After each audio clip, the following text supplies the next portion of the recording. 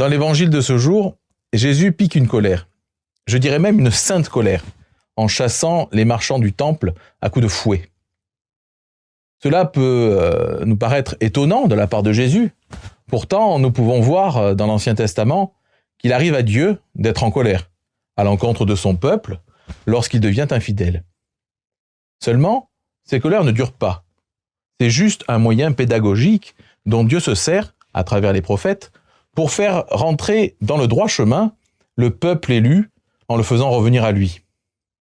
Eh bien Jésus, à l'image de son Père, fait de même avec ses contemporains, qui n'ont que peu de respect pour le temple, en ne pensant qu'aux affaires d'argent.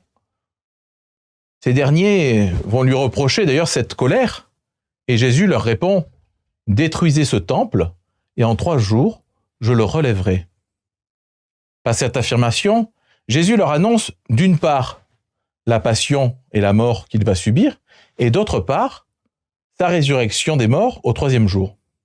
Mais eux, à travers cette double annonce, ne comprennent pas que le Christ leur révèle, d'une manière certes voilée, le message pascal, le mystère pascal, en parlant du sanctuaire de son corps.